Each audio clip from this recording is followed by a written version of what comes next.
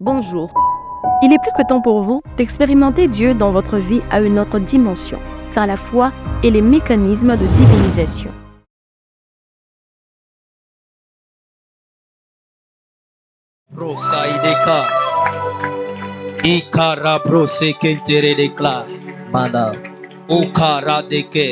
Est-ce qu'on peut encore acclamer le Seigneur? Merci.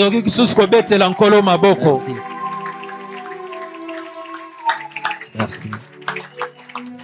Bon, Seigneur. Mon ami, lève les mains sur le clavier, je vais chanter quelque chose. Tu vas me suivre après. Mon Dieu aime, il m'aime comme il a aimé Jésus-Christ. Mon Dieu aime, il m'aime comme il a aimé Jésus-Christ. Même amour, même esprit, même Père, moi et Jésus. J'aime ces paroles. Elles me font beaucoup du bien, beaucoup. Ce que Jésus-Christ, ce que le Père a fait avec Jésus, il peut le faire aussi avec moi. Jésus et moi, Jésus et toi, c'est une question du même amour. Nous avons le même Père. La Bible dit que ceux qu'il a connus d'avance, il nous a prédestinés à être semblables à son Fils, lequel est devenu le premier d'entre nous. Je rends grâce à Dieu. Je ne vais pas abuser de votre temps.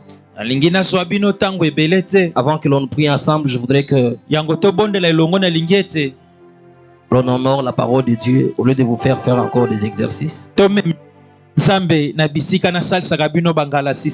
ne sais pas si c'est païen de pouvoir utiliser le téléphone et lire et ne pas lire la Bible en dur. Dites-moi si c'est païen, j'ouvre cette Bible ici. On ne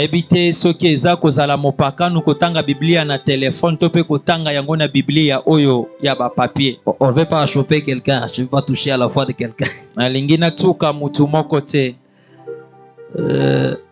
Luc chapitre 5. Comme Jésus se trouvait auprès du lac de Génézareth et que la foule le pressait autour de lui pour entendre la parole de Dieu. Pouvez vous rasseoir, moi je vais continuer s'il vous plaît. Vous avez du prix aux yeux de l'Éternel. Moi je peux ne pas croire en vous, mais Dieu croit en vous. Vous n'êtes pas d'accord avec ça. Je disais que moi là, pasteur, je peux ne pas croire en vous, mais le Dieu qui est dans les cieux, le Père hautement élevé, il croit en vous. Pourquoi? Parce que c'est lui qui vous a formé. Lui qui vous a formé, il connaît pourquoi il vous a formé, il connaît votre importance. J'aurais cru que vous disiez, j'avais cru que vous devez dire Amen.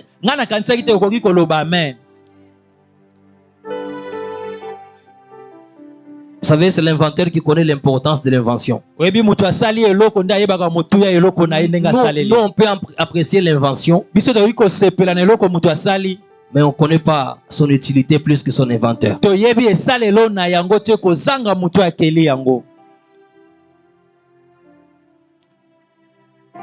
Il vient au bord du... Qu'est-ce que je raconte? Il vit au bord du lac 2 barques, d'où les pêcheurs étaient descendus pour laver leurs filets. Il monta dans l'une de ces barques qui était à Simon, et il le pria de s'éloigner un peu de terre. Puis il s'assit, et de la barque, il enseignait la foule. Lorsqu'il eut cessé de parler, il dit à Simon, avance en pleine eau et jette vos filets pour pêcher. Simon lui répondit, Maître, nous avons travaillé toute la nuit sans rien prendre, mais sur ta parole, je jetterai le filet. L'ayant jeté, ils prirent une grande quantité de poissons et leur filet s'est rompu. Je vais lire, je vais vous proposer seulement 3 textes et les autres, sont gravés dans nos cœurs. Nous serons en train de les balancer comme cela. J'ai lu Hébreu.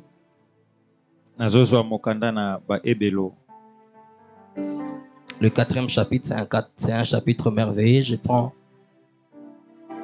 2 passages pour ne pas nous prendre beaucoup de temps. Je prends le verset 12 et je vais rentrer au verset 2.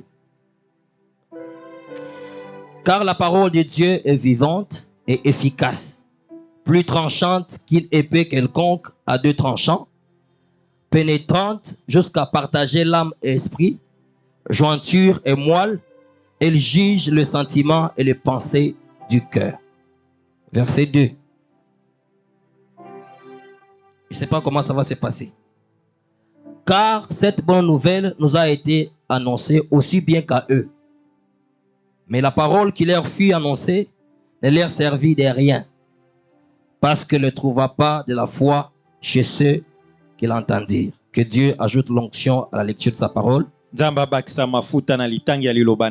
Père, nous te rendons grâce pour ce moment. Ouin ta parole, fais-nous du bien. Seigneur, ne permets pas que je dise, je parle de moi, que je donne mes pensées. Viens parler à ce peuple pour qui tu as versé ton sang. Tu as payé un grand prix pour l'avoir. Change-nous par ta parole. Restaure-nous et délivre-nous. Sanctifie-nous par elle. Dans le précieux nom de Jésus-Christ. Saint-Esprit, enveloppe-nous par ta gloire. Au nom de Jésus, nous avons ainsi prié et nous disons Amen. Amen. Grande est ma joie de pouvoir nous retrouver ce soir en ces lieux. On va bien? Très bien. Amen. Je suis béni que d'arriver quand même chez moi à la maison.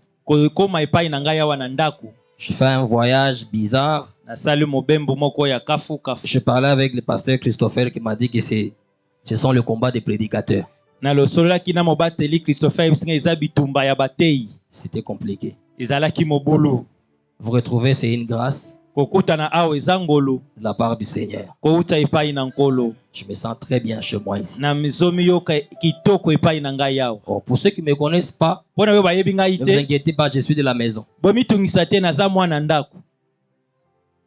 Que Dieu vous bénisse d'ailleurs d'être venu et de vous joindre dans cette belle maison. Je bénis Dieu pour mon père. La confiance. C'est exceptionnel.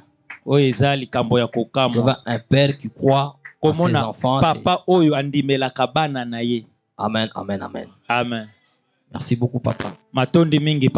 Je vous décevrai pas. Même pas un peu. Même pas un peu. Je connais où on a commencé. On nous a taxé d'aventuriers, des enfants. Ce n'est pas aujourd'hui. Ce n'est plus aujourd'hui. Je suis là. Amen. Amen. Je bénis les hommes de Dieu qui sont là. Les pères des pères. Papa ya ba papa. C'est incroyable que de prêcher dans la présence des papas. Je bénis le très révérend Eric Mutombo. Révérend Eric Mutombo. Un homme d'une sincérité que je n'ai jamais rencontré. Tout le monde qui passe devant le peuple, surtout nous avons toujours tendance à faire croire que nous sommes saints en tout. Nous étions intelligents, nous étions tout et tout. Un jour, il nous a raconté que dans la classe n'avait pas besoin de beaucoup d'histoire. Soit bêtis-moi 50 naïe. Allez. Il y a des gens qui ont est-ce que Bilou a bon école na chaîne? Biso to ra intinga za ki kama ele. Ngaza ba distinguer. Ah. Nga ina père to za ba to ba camarade tika Bilou wana. Je bénis Dieu, c'est un homme merveilleux. Il nous a fait un témoignage de sa foi. Lui, Peut-être que le jour où il pourra se tenir ici, ce n'est pas pour nous prêcher. C'est pour nous partager son expérience. Amen, amen, amen. Amen. Et je serais plus que content que de l'écouter. Peut-être que ce soir, on peut encore l'écouter un peu. Après moi, Est-ce que c'est un péché? Est-ce que c'est un péché?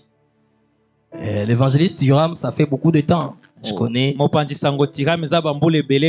homme merveilleux, un homme extraordinaire, et d'autres hommes de Dieu qui sont ici, les fils maison. Je vais prêcher. Permettez-moi de saluer notre nouveau pasteur. Quand on l'a consacré, je n'étais pas là. Je peux quand même le saluer. Merci beaucoup. Vous me permettez de saluer notre pasteur nouveau marié, s'il vous plaît. Gloire à Jésus. Hein? Dieu soit pleinement béni. Mais j'ai quand même une mauvaise nouvelle pour vous. Vous avez combien? Yo, Christopher, Nani. Ça fait combien? Combien de pasteurs ici? Combien de ministres? Ministres consacrés? 6. Surtout ici, Joël, Nabetel. Et ça, le 8. Année prochaine. Batwa Nini, Batwa Chikapa, Batwa Nini, imitation. Il faut vous attendre à ça. Papa, non, non, soyons sérieux. Non, s'il vous plaît. Papa, est-ce que dans cette église ici, on peut avoir 8 pasteurs? Papa, où est-ce quand même? Est-ce que dans l'église, on a 8 pasteurs? Entre nous. Et, il y a pas allé. Prophète, il y a maman Christelle Mkolomoko. Ah, c'est pas vrai. Ah, ok, de Makasi Chikapa, Wapi, tout ça là. Béni, j'ai un mandat ce soir de pouvoir vous annoncer la parole du Seigneur.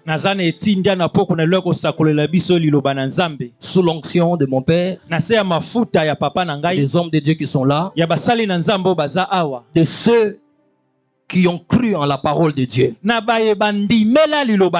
J'ai la commission ce soir de pouvoir vous dire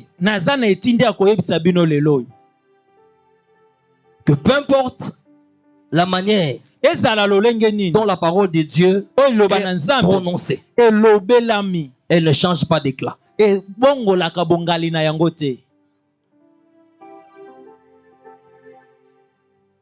Marie de Magdala et les autres,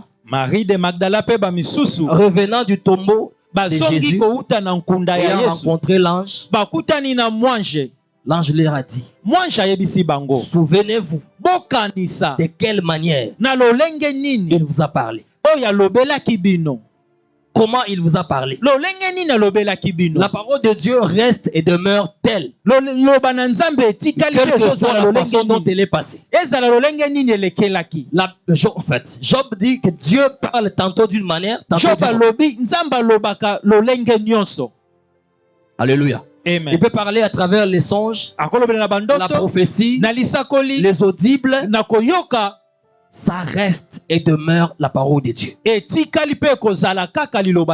la parole de Dieu est vivante. Oh, alléluia. Amen. La parole de Dieu est vivante. En fait, je suis en train de vous annoncer l'émission que Dieu m'a confiée ce soir. Et si à la fin de cet entretien, vous parvenez à comprendre que la parole de Dieu est vivante, non seulement qu'elle est vivante, qu'elle est efficace, elle est capable de changer la vie. J'aurai atteint le but de Dieu ce soir. La parole de Dieu est vivante. C'est-à-dire en elle, elle accomplit tous les 3 principes actifs, les principes biologiques de la vie. La vie, vous le savez avec moi, biologiquement comment on l'a défini. Et la parole de Dieu est vivante. La parole de Dieu n'est pas seulement vivante, elle est efficace. Elle a été testée. Elle est passée dans tous les laboratoires. Et elle a été attestée efficace. Vous Vous savez qu'il y a des vaccins qu'on a testés, qu'on a appliqués, qui n'ont pas été efficaces.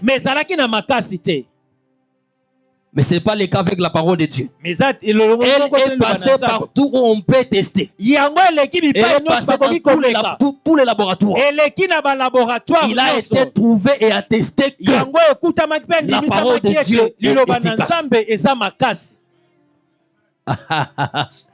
Je viens de parler de l'efficacité de la parole de Dieu. Imra, quand déjà vous avez... Ça, c'est les propres du prophète Élie patient. Je ne sais pas, les enfants de la maison peuvent déjà comprendre. Vous voyez ce classement ici?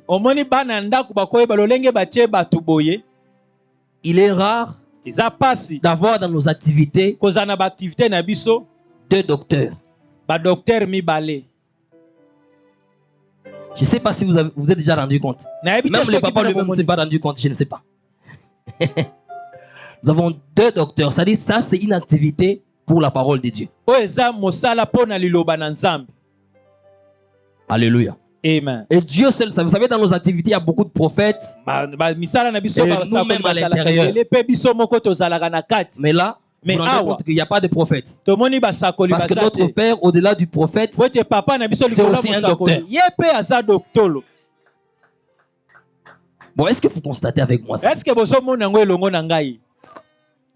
C'est-à-dire ça, c'est une gaffe de la parole. Et nous allons annoncer un tout petit peu la parole du Seigneur.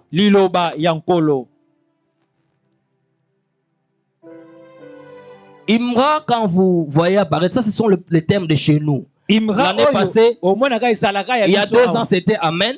Et après, c'était Emuna Amen.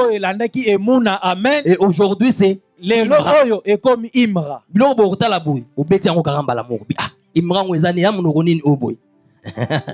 Je crois qu'au premier jour, je n'ai pas vraiment suivi le papa. J'étais sous stress du voyage. Mais je l'ai suivi au départ à l'introduction. Il a introduit, il a donné déjà le sens de Imra, qui est notre thème. C'est en hébreu. Ça vient de Emer. Emer qui vient de Amar. Et ça signifie parole, pensée, et tout ça. Et nous, tout ça là, nous allons parler de la parole de Dieu. Et Mouna, et qu'est-ce que je raconte? Imra désigne la parole de Dieu. Nous, ici, on va parler de la parole de Dieu.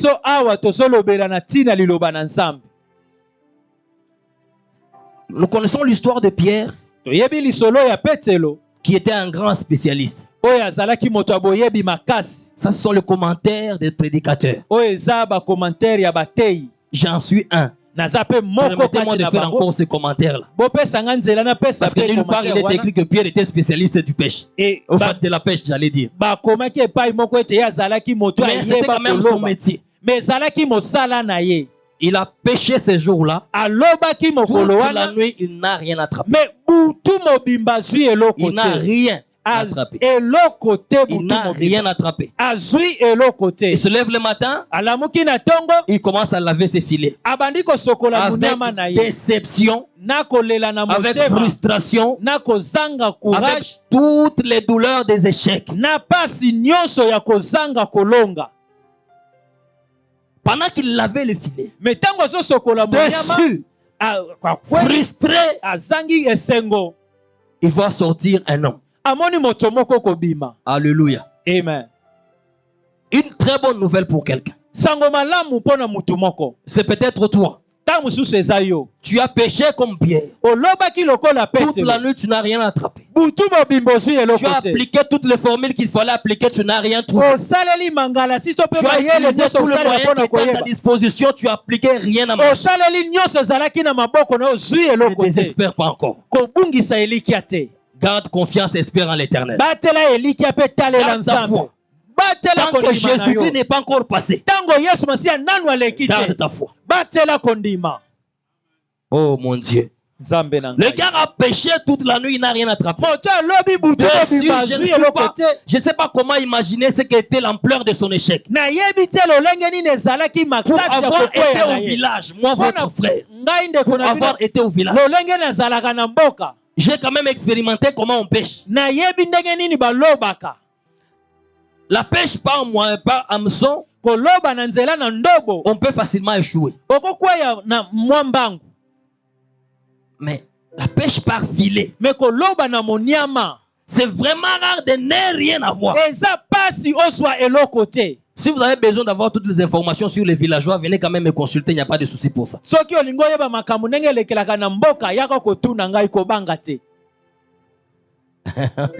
Est-ce que nous sommes ensemble? Il est rare et difficile de ne rien attraper alors qu'on pêche avec le filet. Mais là, avec le filet, avec toute la technique, rien est zéro. Et pendant toute la nuit, c'était pas pendant une heure, pendant toute la nuit. Quelle déception. Gloire au Seigneur. Jésus n'était pas encore passé. La parole n'a pas encore été prononcée. Ça peut arriver que ça soit ainsi avec ta vie. Ne t'inquiète pas. Ce soir ici, il y a la parole qui sera appropriée. La parole sera prononcée et l'échec sera changé en succès. Écoute-moi, j'ai béni Dieu pour les pères des pères qui m'ont précédé en ces livres. Il nous a dit que les ténèbres ne régneront pas toujours. Si tu dis amen, que cela atterrisse dans ta vie. Les ténèbres ne régneront pas toujours dans ta vie. Il y a un temps pour toutes choses. Un temps de vivre dans le ténèbre, mais aussi un temps de vivre dans la lumière. Un temps de pleurer, un temps de se réjouir. Il n'y a que Jésus qui est éternel. Les échecs ne sont pas éternels. La souffrance n'est pas éternelle. Les frustrations ne sont pas éternelles. Seul Jésus-Christ est éternel. J'ai béni Dieu parce que nous avons un Dieu qui n'apprécie jamais les ténèbres. La Bible dit qu'au commencement, Dieu créait le ciel et la terre. Et que la terre était informe et vide. Il y avait des ténèbres sur la surface de la terre. Et quand Dieu a seulement constaté qu'il y avait les ténèbres sur la terre, il a rapidement trouvé la solution pour que les ténèbres ne règnent pas pour nous. Et devant les ténèbres, les ténèbres écoutent un langage. C'est le langage de la parole. Les ténèbres peuvent résister devant tout sauf devant la parole. Il suffisait seulement que le Seigneur parle. Il suffisait seulement que les ténèbres écoutent la parole. La lumière est arrivée. Et le ténèbre est parti. J'ai béni Dieu parce que ce soir, sur l'onction de ses pères, les ténèbres de ta vie vont partir. Je ne sais pas dans quel domaine de ta vie tu as vécu là. Je ne sais pas où, dans le mariage ou dans les affaires. Un moment de ténèbres. Les ténèbres ne sont pas éternels. La parole de Dieu ne laisse pas les ténèbres subsister. Oh, mon Dieu, je laisse d'abord ça. Je vais consulter notre bien-aimé Corneille. Acte 10. Acte chapitre 10. J'arrive. Ne vous inquiétez pas, je sais où je me suis arrêté, je vais revenir.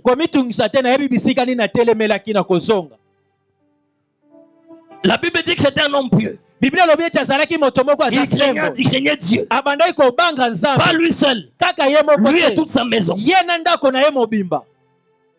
Ça, c'est un détail important. Craindre Dieu, oui. Mais il ne suffit pas seulement de le faire seul. Parce que moi et ma maison, nous servirons l'Éternel. Quand tu crains Dieu, cherche aussi que ta maison craigne le Seigneur. Parce que quand nous croyons, nous ne croyons pas pour nous-mêmes. Nous croyons pour étendre la bonne nouvelle. Et la bonne nouvelle, avant d'aller à Samarie, elle commence par se libérer à Jérusalem.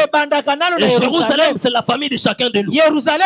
Corneille bénir Dieu, mais aussi pas lui seul avec sa maison. Merci beaucoup parce que toi aussi tu craindras Dieu et ta famille aussi, ta maison craindra le Seigneur.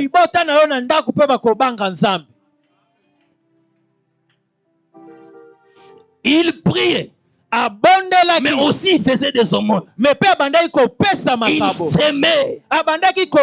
s'aimait le bien.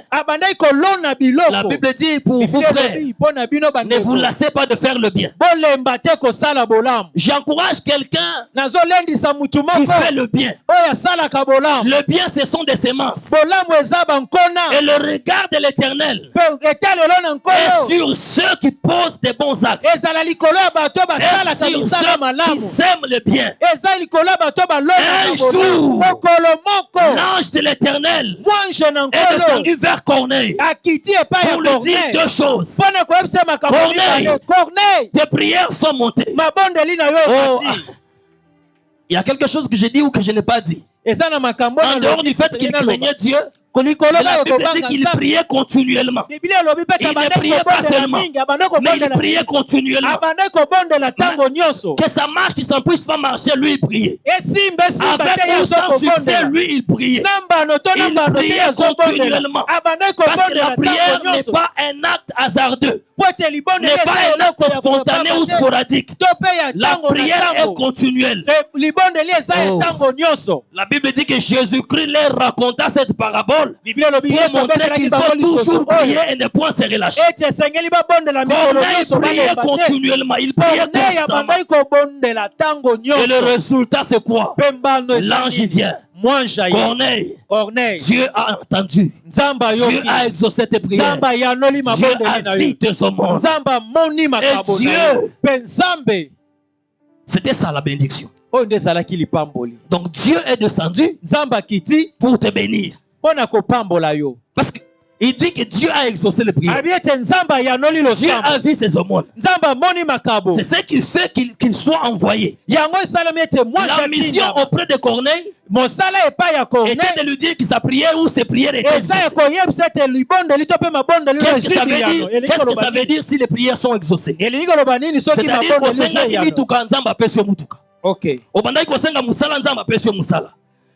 prière na yo ya libala nzamba yo ki yango. C'est ce que ça voulait dire. Ah. Et ça mon côté. Mais quand on dit que ces prières ont été exaucées, ça veut dire tout ce qu'il demandait. S'il demandait un méga ou une méga church, Dieu t'a exaucé. Si tu demandais ce qui nani, yangonde nzamba yo kelio. Mais regardez ce qui se passe.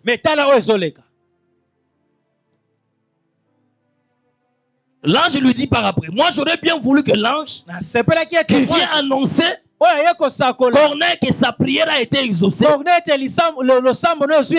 s'amène directement avec des convois de bénédiction. Oh. Dieu a exaucé. Qu'est-ce que Dieu ne peut pas faire? Il pouvait ouvrir le ciel. Directement l'ange vient avec des camions, avec tout ça, et lui donne. Pourquoi? Parce que Dieu a exaucé.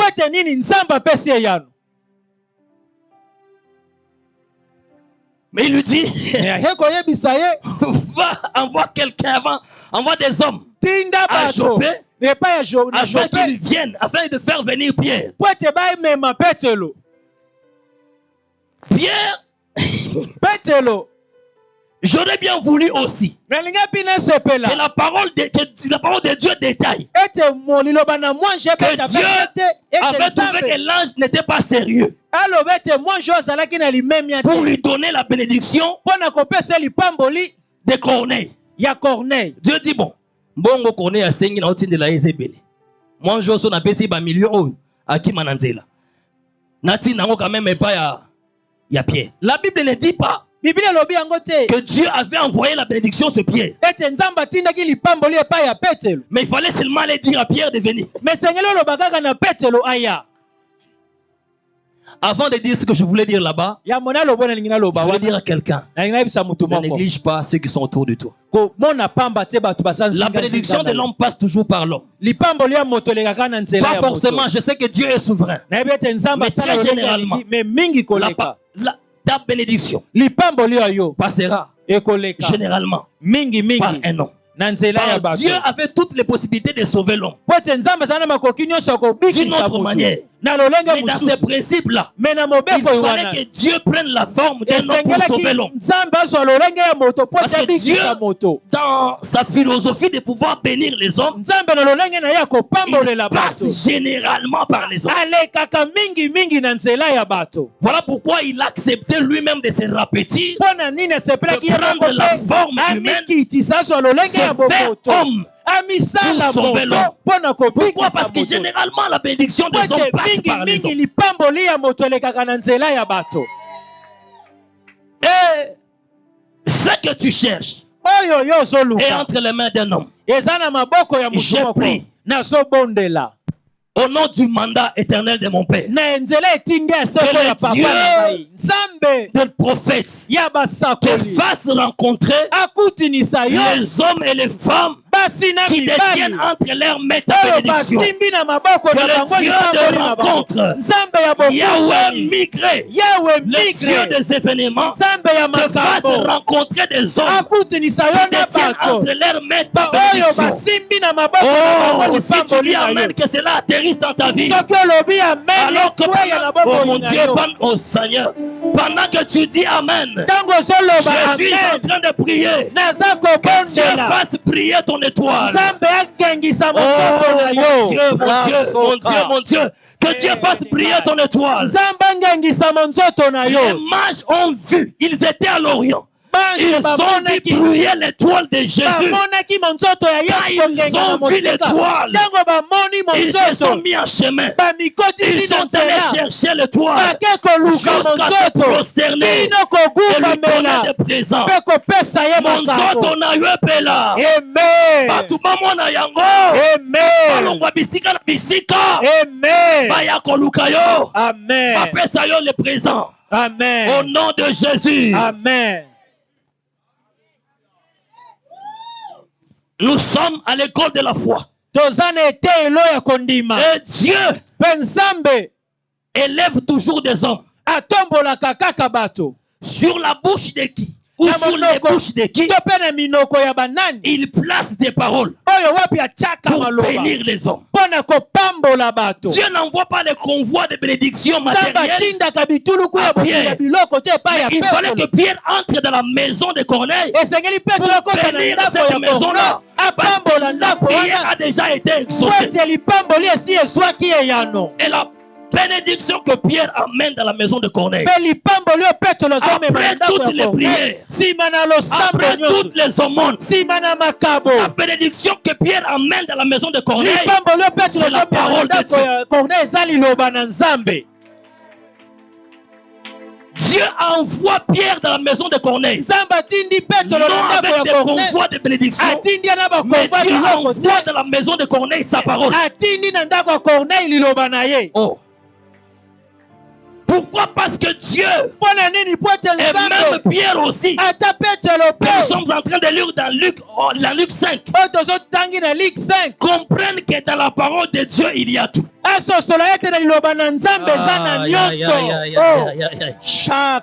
bénédiction que nous cherchons est contenue dans la parole de Dieu. Les voitures que nous cherchons sont dans la parole. L'élévation c'est dans la parole. Les mariages c'est dans la parole. Les changements c'est dans la parole. La restauration c'est dans la parole. Voilà pourquoi il est écrit que dans la dernière détresse, ils crièrent à l'Éternel.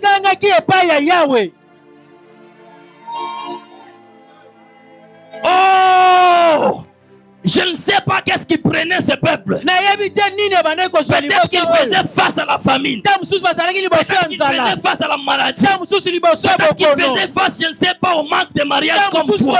Mais Dieu n'a pas envoyé ces choses. Dieu, quand ils ont crié, Seigneur, nous mourrons. Seigneur, nous tombons malades. Seigneur, nous ne nous marions pas. Seigneur, Seigneur, nous ne faisons plus rien. Dieu n'a pas envoyé ce qu'il pensait. Dieu a envoyé sa parole. Parce que dans la parole, il y a la vie. Dans la parole, il y a le miracle. Voilà pourquoi Pierre dit, j'ai péché toute la nuit. Je n'ai rien attrapé. Mais sur Marabasha. Mais sur Imra. Mais sur Imra, j'ai jeté le filet. Et quand il a jeté le filet, il a attrapé le poisson. Le poisson était dans Imra. Le poisson était dans la parole. Le poisson sont dans la parole. Même ce soir, ton mariage est dans la parole. Ton travail est dans la parole. Ton élévation est dans la parole. Ton changement est dans la parole de Dieu. Maso prague ideka. Malabrosa. Prions de vous rasseoir, s'il vous plaît. Achare de clé. Mandoso la Prada Gabi. En grec, on désigne la parole par beaucoup de concepts, vous le savez avec moi. Logos, c'est la parole. Rema, c'est aussi la parole. Amar, c'est en hébreu. Amar, Emer, Imra. Mais il y a un autre concept qu'on utilise en hébreu pour désigner aussi la parole. C'est Dabar. Dabar en français veut dire être derrière et pousser devant.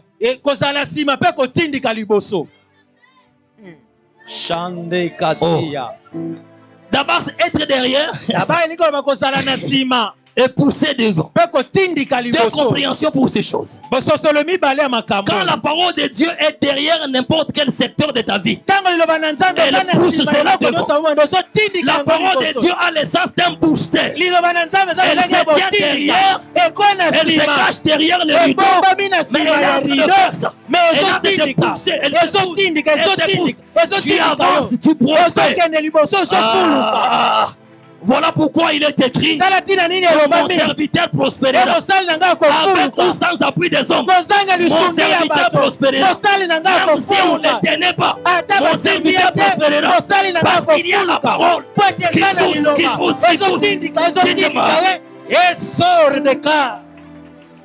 Oh, mais Seigneur. Mais la parole de Dieu, la parole avant de la prononcer. La parole vient comme la dernière solution. Avant de prononcer la parole, il y a des choses qui viennent avant. Oh, attends. C'est là. Isaac veut bénir Ésaü. L'intention, c'est de pouvoir bénir. Attrape-moi un gibier, prépare-le comme un mec que j'aime, ainsi de suite. Vous connaissez l'histoire. Et après, je vais te bénir. Bon, ce qui s'est passé avec Jacob ne m'intéresse pas. Mais l'intention, c'était de bénir. Et la bénédiction était constituée d'une succession de bonnes paroles. Il y avait des paroles qui étaient préparées pour couronner la bénédiction. Donc, le père s'est dit, je dois bénir. Et ce que je dois faire, je dois le faire par la parole. Il a parlé. Et c'était ça le sens de la bénédiction. Dieu vient au commencement. Il constate les ténèbres. Il s'est dit, je dois parler. Il libère la parole. La lumière vient. La parole vient en dernière position. Il y a des choses qui précèdent la parole. Dieu travaille sur ta vie. Il entre dans tous les secteurs de ta vie. Oh. Il a... Et la solution, c'est quoi? La finalité. Tu es malade, tu tomberas malade et tout ça. Il trouve une solution. Par ces meurtrissures, tu as été guéri. C'est la solution pour la maladie. Dieu entre dans les domaines de la prospérité. Je souhaite que tu prospères à tous égards. Ça, c'est les domaines de la prospérité.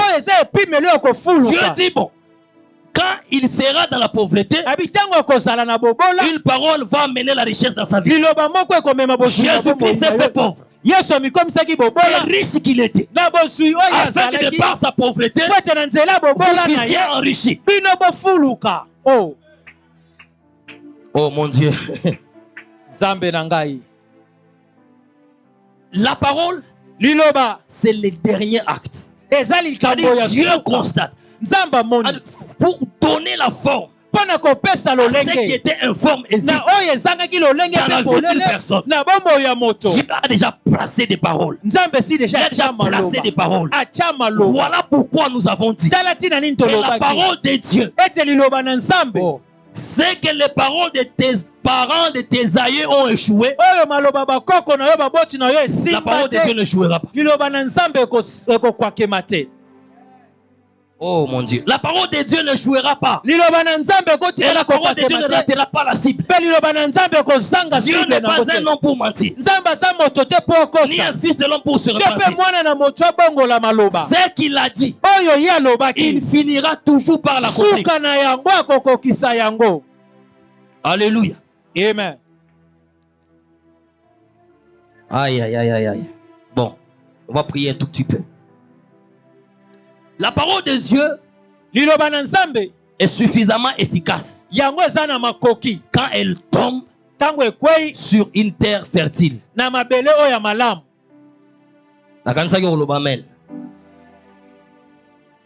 elle tombe sur une terre fertile. Quand elle tombe sur une terre de foi. Oh, amen, amen, amen. N'oubliez pas. La parole de Dieu est efficace. Elle est vivante. Elle est forte. Quand vous lisez des versions, vous vous rendrez compte que ces versets merveilleux de Hébreux 4, 12. La parole de Dieu est le puissante. Elle produit de miracles quand elle tombe sur une bonne terre.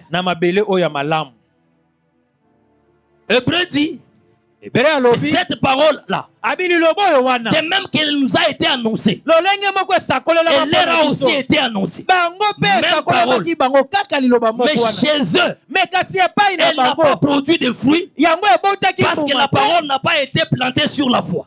Elle n'a pas trouvé la foi, elle n'a pas rencontré la foi et elle n'a pas produit de fruits.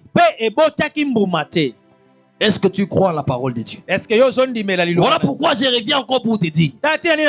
Souviens-toi de quelle manière Dieu t'a parlé. Peu importe la manière que Dieu aurait utilisée pour te parler, c'est la parole de Dieu et elle ne change pas. Elle demeure toujours efficace. Mais ta foi attirera le miracle. La foi, c'est un catalyseur de miracles. Oh, la foi pousse Dieu à opérer. Même quand il n'en a même pas envie, même quand il n'en a pas préparé. Là où il y a la foi, Dieu se voit dans l'obligation d'opérer.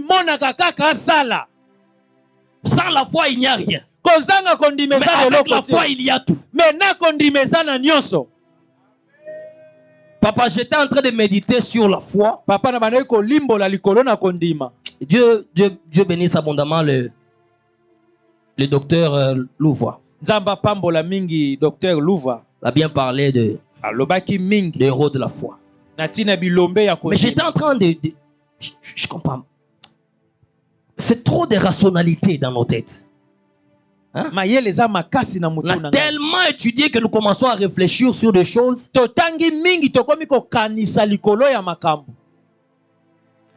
Attends, avant que je dise ce que je voulais dire ici. Jésus dit à ses disciples. Jésus-Christ dit à ses disciples. C'est à cause de votre incrédulité que vous n'avez pas chassé ces démons. Donc vous n'aviez pas opéré ce miracle parce que vous ne croyez pas. Alléluia. Amen. Je suis dans Matthieu 17. Matthieu 17. En fait, c'est une histoire qui commence un peu plus haut. Je crois que vous pouvez lire. Nous connaissons l'histoire du fils, de ses papas qui s'amènent avec le fils qui était écumé par un esprit, tout ça qui les rendait blablabla. Nous connaissons quand même l'histoire. On peut lire.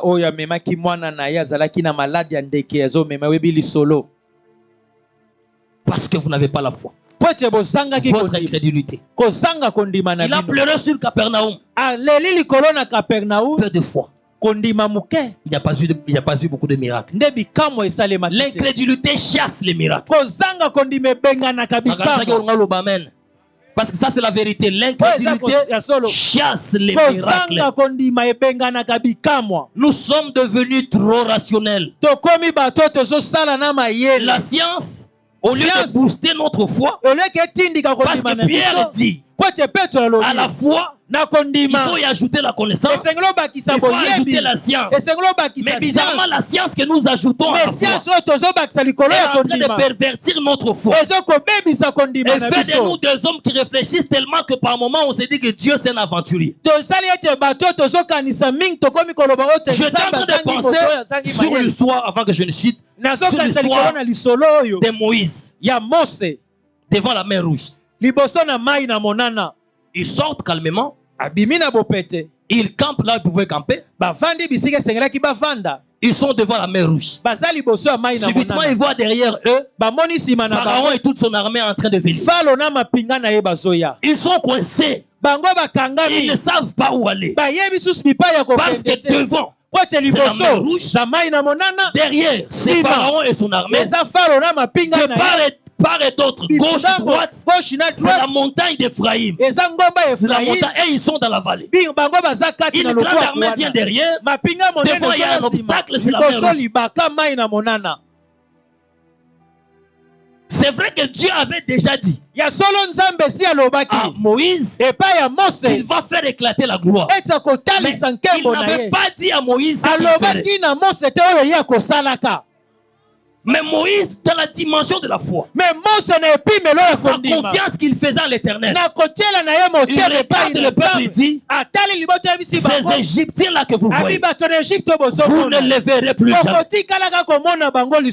Gardez silence et l'Éternel combattra pour vous.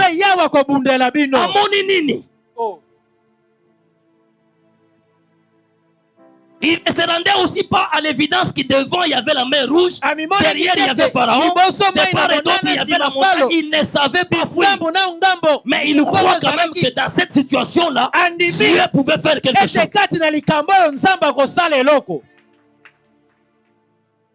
Nous croyons peu. Pourquoi? La fois passée, je crois nous avoir dit ici, nos pensées ne sont pas les pensées de Dieu. Parmi les choses qui font obstruction à notre foi, parce que par moment nous pensons, nous réfléchissons, nous pensons que notre façon de penser, notre façon d'imaginer, c'est comme ça que Dieu, il est dit dans Ésaïe 55, que les pensées de Dieu, les pensées des hommes ne sont pas les pensées de Dieu. J'entends quelqu'un dire Amen. Oh, nos pensées ne sont pas les pensées. Pardon. Dieu fait-moi grâce, il y a autant de marambo. Esaïe est dans l'Ancien Testament, tout dans le Nouveau Testament. Rappelez-moi, s'il vous plaît. Car mes pensées ne sont pas vos pensées. Et vos voix ne sont pas mes voix. Autant les cieux sont élevés au-dessus de la terre, autant mes voix sont élevées au-dessus de vos voix. Et mes pensées au-dessus de vos pensées. Nous, on pense croyant que nous pensons comme Dieu. Les pensées de Dieu ne sont pas nos pensées. Bizarre encore. C'est Josué à qui on dit de crier et le mur de Jéricho va tomber. Non. Rationnellement, ça ne marche pas. Pas un seul cri, un simple cri. Et c'est des murailles volumineuses qui tombent. Dieu a dit ça à Josué. Josué, tout ce que j'aime, c'est... Lisez ça, je crois que c'est dans le verset 16 de ce chapitre qui parle de ce mur qui tombe. De Josué 6. Le verset 16. Josué alerte le peuple. Maintenant là, Dieu vous donne Jéricho. Donc quand vous allez crier ici, là, tout de suite Dieu vous donne Jéricho. En fait, Josué croit seulement qu'on crie. S'il faut seulement crier, il crie seulement. Jéricho tombe. Mais ceux qui n'ont pas monté, ils sont français, belé, rocambolesque, extravagant, il y aura une expression mounene. Oh.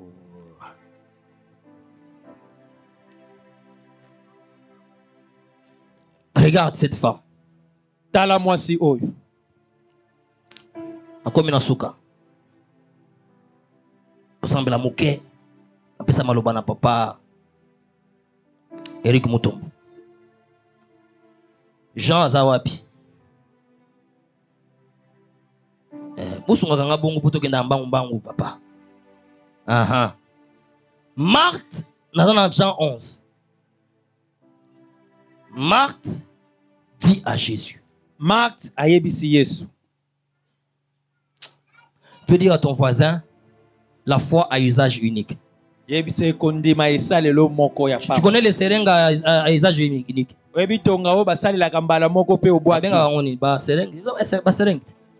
Osaleli obwaki. Nazana mutu kalibandao.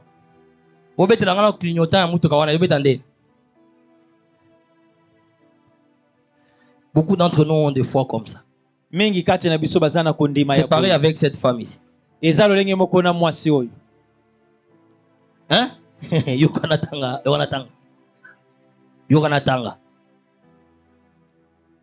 La bandine 21. Marthe dit à Jésus. Seigneur, si tu eusse été ici, mon frère ne serait pas mort. Elle croit, non? Elle croit que si Jésus n'était pas là, si Jésus était là, j'allais dire, pardon, Lazare ne serait pas mort. Donc il reconnaît la puissance de Jésus. N'est-ce pas vrai? Avançons. Même maintenant, même, je sais que ce que tu demanderas à Dieu, Dieu te l'accordera. C'est clair. Elle croit. Maintenant là, pas demain, aujourd'hui là, tout ce que toi tu vas demander, même si tu demandes la résurrection, il en sera ainsi. Dieu va te l'accorder. C'est elle-même qui dit ça. Jésus lui dit, ton frère ressuscitera. Nyonso ngai nazo ndima nyonso ko senge pa tata na yo akopesa yo yango siko Yesu abisie. C'est vrai, petit frère na yo asa nini azo sekwa siko yo kai je sais na yebi lui répondit Marthe qu'il ressuscitera à la résurrection au dernier jour. La foi a usage unique. Kondima ya lolenge moko. Akwe abandaki bien musu basarani a to bandi na biso bien. Et il croit so asambeli mbala mo mbala mi balé neti te est-ce que nzambe pe akoma makambo pe nazo senga ngopa. Est-ce que Dieu peut faire aussi ça? Est-ce que nzamba ko sala pe oyo? Vous savez, même nous ata biso nzamba sa biso ngulu makasi papa devant les malades comme ça, liboso ba nous biso prédicateurs, pasteurs, parfois nous hésitons. Jésus qui a dit, vous imposerez les mains aux malades et les malades seront guéris. Mon docteur l'ouvre baki la chance au musée dit c'était le fait qu'attend une mingité donc soit vous imposerez les mains aux malades et les malades seront guéris. Point. Et s'il y a un ayo qui peut accueillir ceux qui auront cru à moi, feront des choses que j'ai faites. Ils en feront de plus grandes. Jésus a fait quoi? Il a ressuscité les morts. C'est quoi? Beaucoup de toujours réfléchir des hein? Nous avons été à l'origine, il y a un manque, il y a une résurrection sous ce bisomoko. Manque, il y a une guérison sous ce bisomoko. Tu pries pour un cancer, tu demandes ta tête. Est-ce que Dieu peut guérir aussi le cancer? Tu ne crois même pas que Dieu peut. La foi est usage unique. Crois. La foi, c'est la vie. Mon juste vivra par la foi. S'il se retire, mon âme ne prend pas plaisir. Les jours où tu te retires, où tu abandonnes la nourriture de la foi. La Bible dit mon juste vivra par la foi. C'est-à-dire, mon juste se nourrira de la foi. Matin, midi et soir, il mange la foi. Les jours où il arrête de manger la foi, c'est fini, mon âme ne prend pas plaisir. Je le relâche parce qu'il est écrit. Or, sans la foi, il est impossible d'être agréable à Dieu. Les jours où on se retire de la foi, on tombe en disgrâce.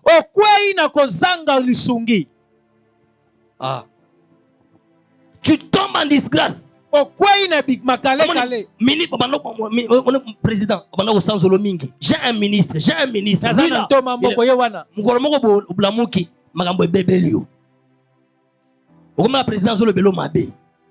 Lui là, ça ne vaut rien. C'est pourquoi tu as abandonné ce que tu faisais. Tu as abandonné ta nourriture. Ta nourriture, c'est la foi. Tu vivras par la foi. Tu excelleras par la foi. Ta vie changera par la foi. Et la foi, ce n'est pas demain. La foi, c'est aujourd'hui. La foi, c'est aujourd'hui. Ce n'est pas demain. Si vous permettez. La foi, ce n'est pas demain. La foi, c'est aujourd'hui. Ne t'ai-je pas dit que si tu crois, tu verras la gloire de Dieu. Merci beaucoup.